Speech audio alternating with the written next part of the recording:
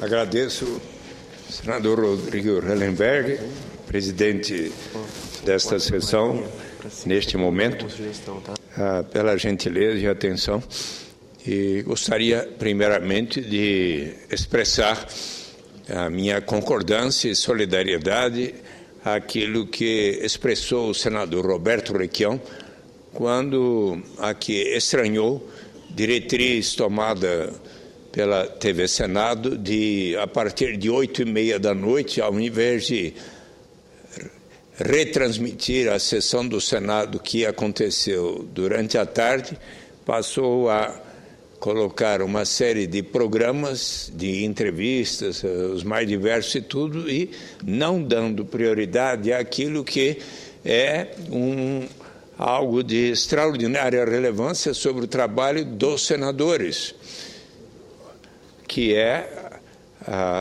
quando a sessão do Senado termina até 8h30, a partir de 8h30 se iniciava a retransmissão da sessão nossa,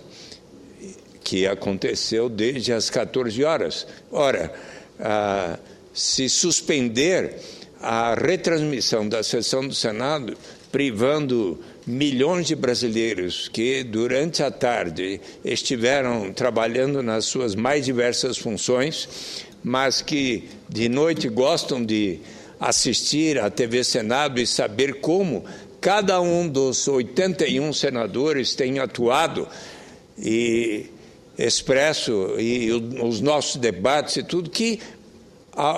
o que pode ser mais importante do que, senão,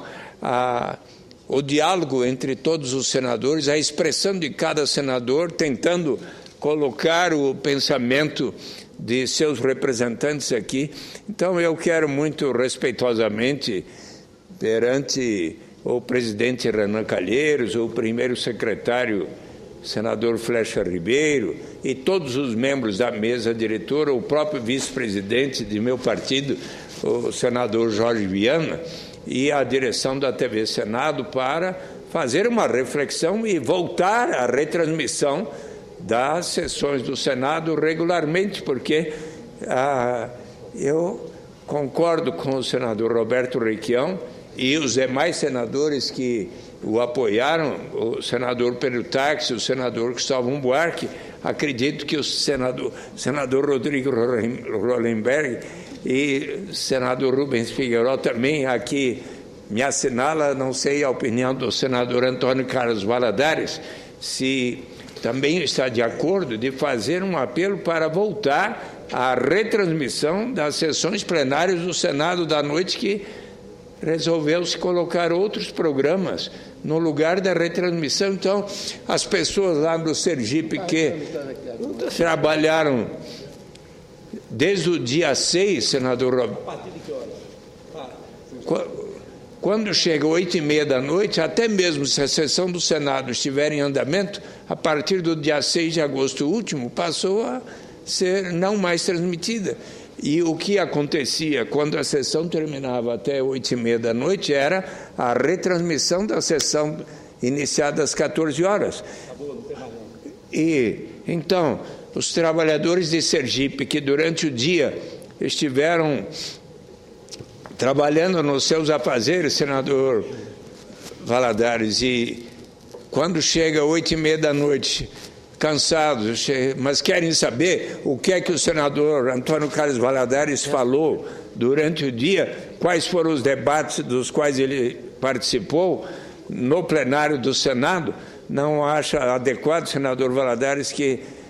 volte à retransmissão? É este o ponto. Então, eu quero me somar às vozes dos senadores de que aquela decisão não foi a mais adequada. Então, pedimos aqui à TV Senado que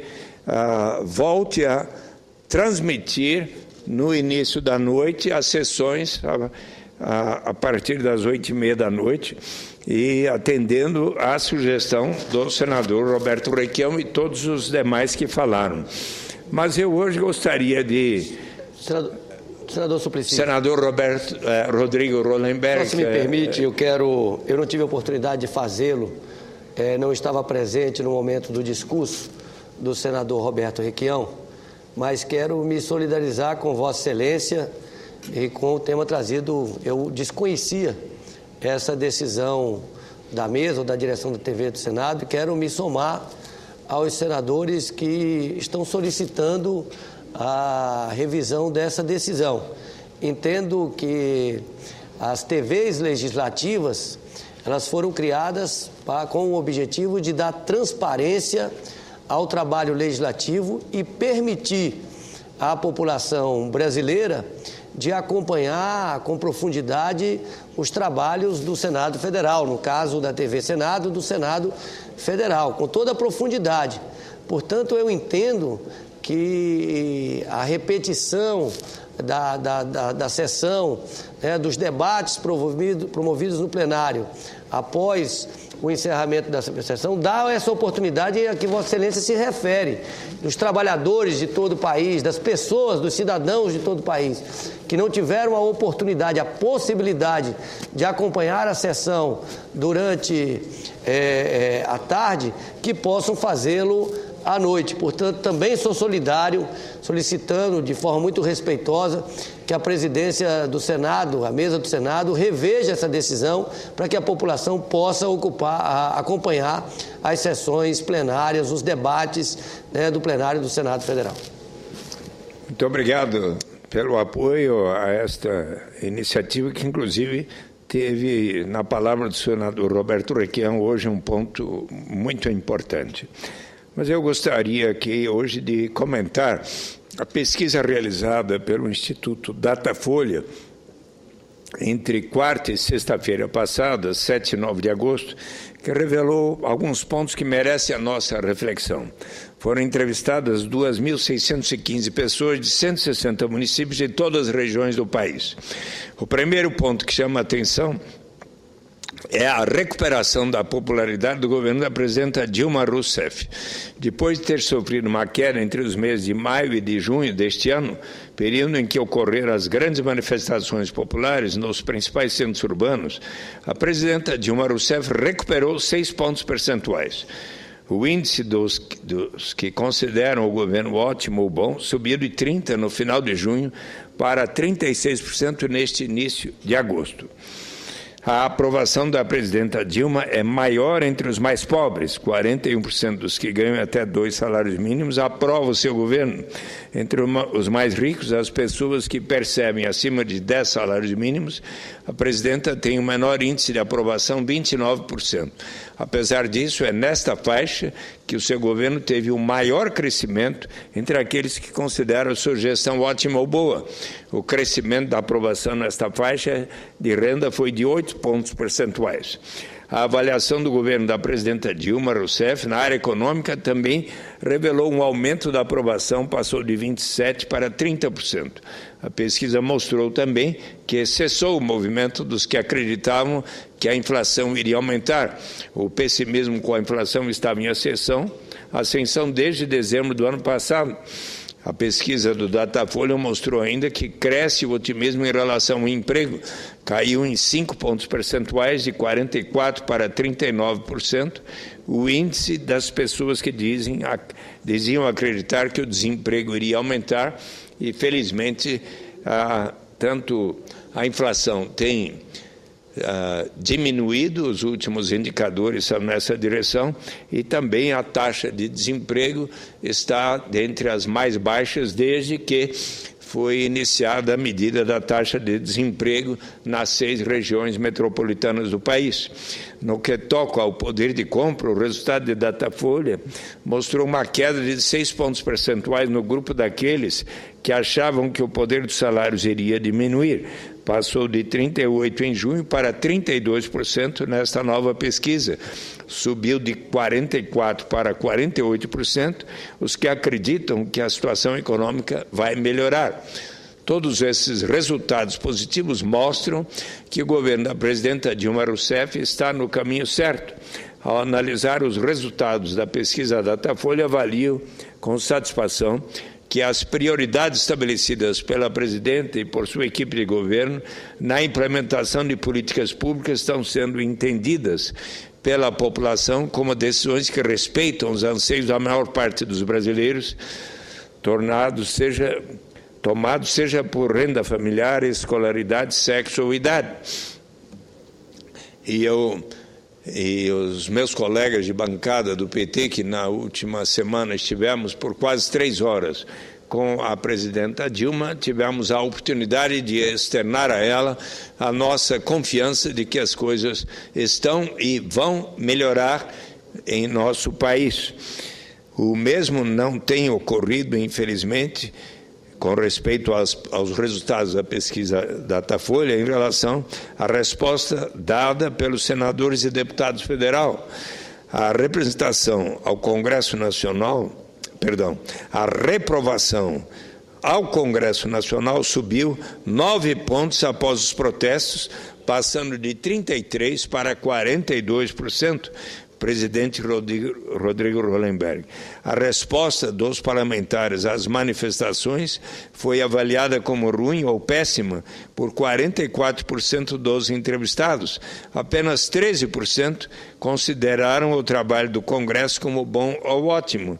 O índice de reprovação do parlamento está quase encostando no percentual de 44%, que foi estabelecido quando, em 2009, veio à tona que o Senado Federal utilizava atos secretos para realizar a sua gestão administrativa. Esses resultados da pesquisa Datafolha sobre a reprovação do Poder Legislativo precisam passar pela reflexão de todos nós.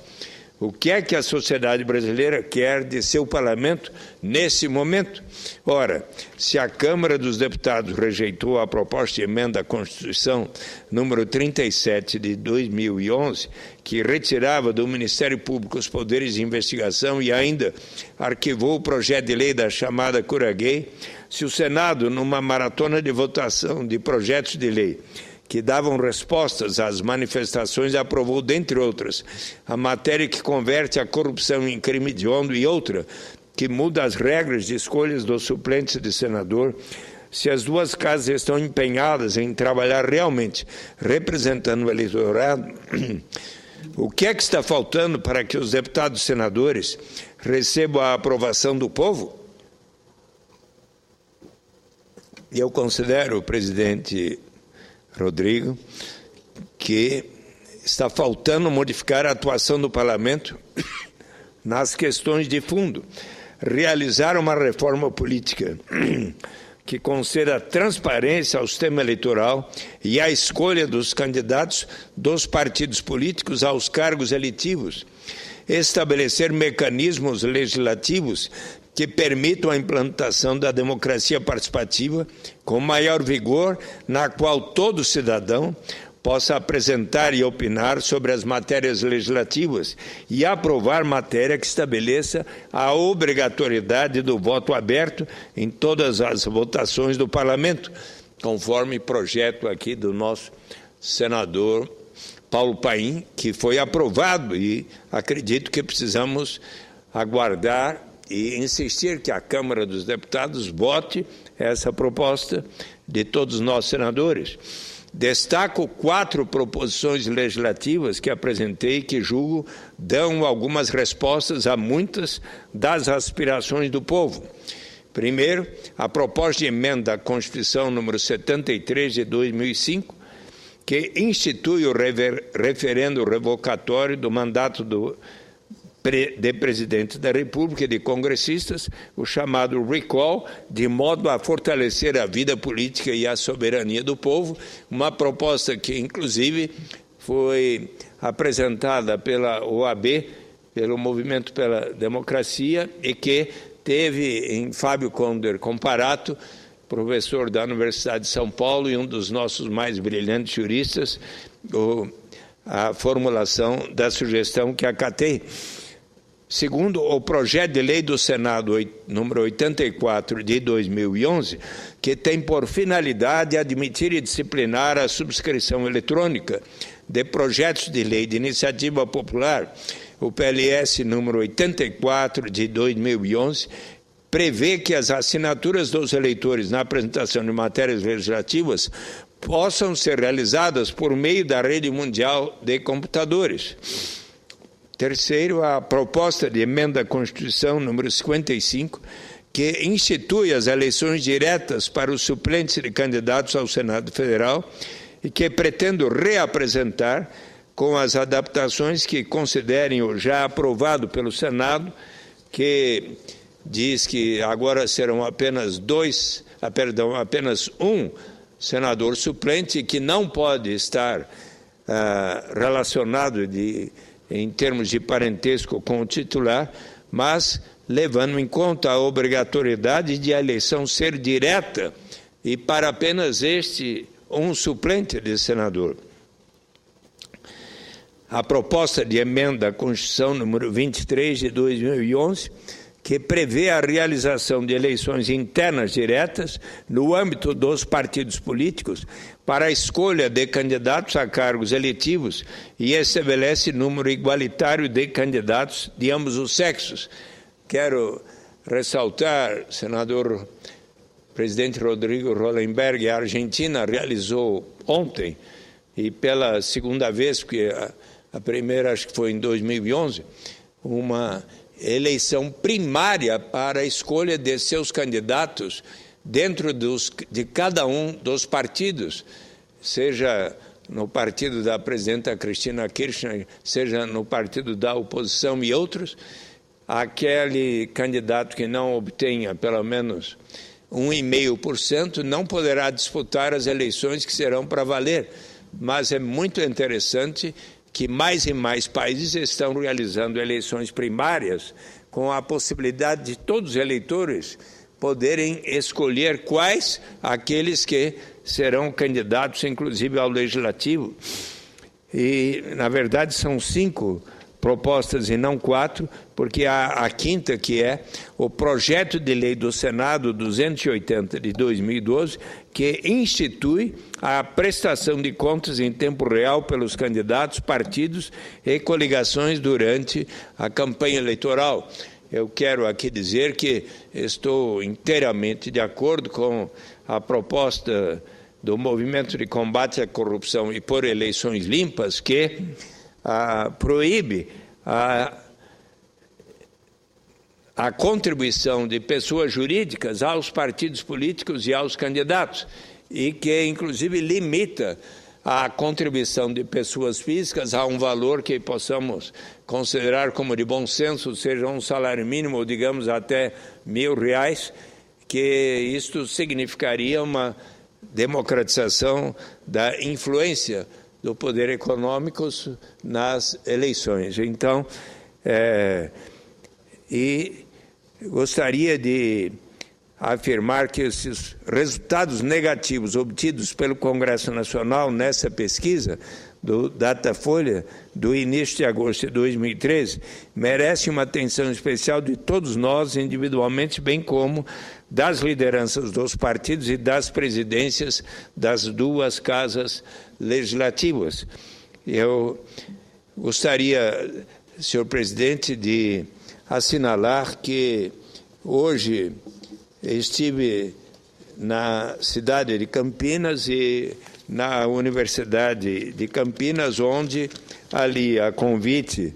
do reitor da Universidade de Campinas, José Tadeu Jorge, do diretor da Faculdade de Ciências Médicas, Mário José Abdala Saad, do superintendente do Hospital das Clínicas, Manuel Barros Bertolo, do vice-reitor Álvaro Crosta, de João Batista Miranda, coordenador administrativo do Hospital das Clínicas, e de Marcelo Weisskopf Prone, vice-diretor do Instituto de Economia, de Caio Lucílio de Relações Institucionais do Hospital das Clínicas. Ali participei da inauguração do tomógrafo que vai prestar serviços tão relevantes para o Hospital das Clínicas, que é exemplar e que atende com mais de 4.000 servidores, incluindo médicos, enfermeiros e todos daquela extraordinária universidade, que atende pessoas não apenas da Grande Campinas, mas também do sul de Minas e pessoas de todo o Brasil que ali são atendidas. Então, E isso me convidaram porque tive a oportunidade de também colaborar com emenda daquelas que nós, senadores, temos a oportunidade de apresentar para que pudesse o Hospital das Clínicas da Unicamp realizar. E eu tive a alegria de também ter sido convidado pelo Instituto de Economia, pelo professor Fernando, a sua esposa Ana Rosa, para dar uma aula ali para os alunos de Economia da Unicamp e que combinaram tudo de uma maneira tão positiva e eu tive a honra de ter o próprio reitor e todas essas autoridades que eu mencionei assistindo a minha aula sobre a construção de uma sociedade justa e, inclusive, expondo a proposta da renda básica de cidadania e, quando concluí, todos concordaram que se trata de uma ótima proposição e recomendo à presidenta Dilma, ao governador Geraldo Alckmin, ao prefeito de Campinas, que logo a implementem. Assim, querido senador Wellington Dias, que agora preside a sessão, gostaria de dizer que ali, quando usei da palavra na inauguração do tomógrafo, eu transmiti a todo o corpo de saúde que me sentia bem de ter ali o reconhecimento pela apresentação de emenda que resultou na compra de um tomógrafo que foi hoje inaugurado, mas porque avalio que neste momento em que a população protesta com veemência sobre a vida política, então é importante que nós venhamos, os senadores e deputados, estarmos prestando contas da maneira como agimos, qual é o critério para a escolha de emendas a que temos direito de apresentar. E eu normalmente sempre, a cada ano, escolho sobretudo as áreas de educação e de saúde e projetos que realmente tenham grande significado de benefício da população. Transmito sempre que nunca coloco qualquer obstáculo, nunca solicitei, seja quando estivesse na oposição, seja quando agora na base de apoio do governo, nunca transmiti ao presidente ou a algum ministro que eu só iria votar em projetos desde que fossem liberadas as minhas emendas. E aprendi que é muito importante termos a maior transparência e seriedade na escolha de nossas emendas, sobretudo quando, em 1993, naquela oportunidade, juntamente com o senador Pedro Simão, nós apresentamos o requerimento que foi aqui aprovado para a constituição da CPI do orçamento, que nos ensinou tantos procedimentos, infelizmente, que entristeciam a população sobre a forma de parlamentares agirem aqui com respeito a emendas orçamentárias. Então, eu fico muito contente de hoje, na Universidade Estadual de Campinas, ter participado de dois eventos, na verdade 3 eventos, a inauguração do tomógrafo, o almoço com o reitor e inúmeros professores e a direção de institutos, inclusive da área da saúde e de economia, e também de ter sido honrado pelo convite do Instituto de Economia para ali proferir uma aula que durou 1h10 e fiquei muito feliz, presidente Wellington Dias, de poder mais uma vez transmitir.